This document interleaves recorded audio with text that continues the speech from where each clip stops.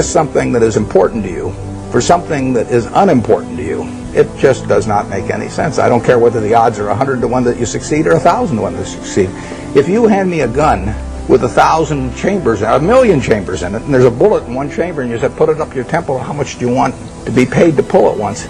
I'm not going to pull it. You know, you can name any sum you want, but it doesn't do anything for me.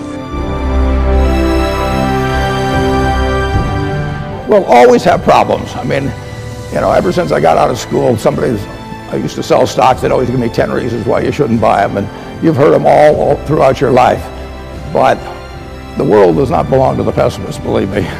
You're selling happiness, and it's, you know, and having it at arm's length away is a big part of it. And you know, the distribution system's been developed. It's the right formula, Muhtar, and it just has to be carried out with, you know, with extreme diligence, enthusiasm, in every minute of the day.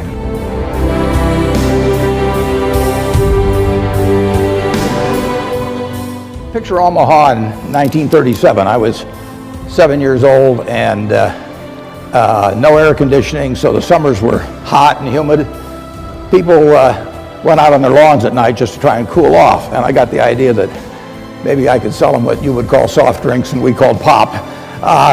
So I went around to a bunch of gas stations, and in those days every gas station had a cooler, and it had a little opener on the side and something to catch all the bottle caps.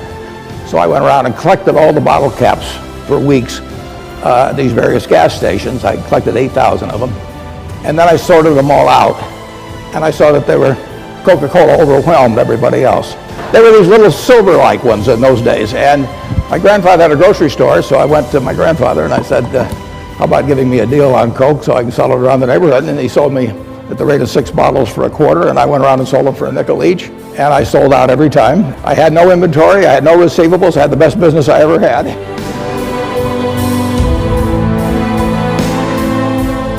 Those are low return businesses, but time is the friend of the wonderful business. It's the enemy of the lousy business. If you're in a lousy business for a long time, you're going to get a lousy result, even if you buy it cheap. If you're in a wonderful business for a long time, even if you pay a little too much going in, you're going to get a wonderful result if you stay in a long time.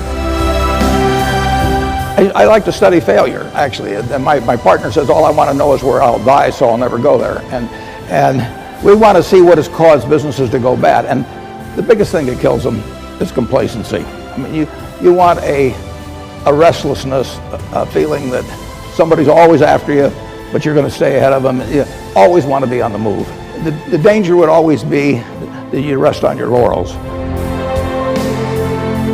That restlessness, that belief that is the key. Tomorrow is more exciting than today. You know, you just have to have it permeate the organization. I mean, you really want your decision making to be by looking in the mirror and saying to yourself, I'm buying 100 shares of General Motors at 55 because. And I mean, it's your responsibility if you're buying it, and there's got to be a reason. And if you can't state the reason, you shouldn't buy it. If it's because somebody told you about it at a cocktail party, not good enough, you know. That we stick to pretty carefully. That's one of the things Ben Graham taught me.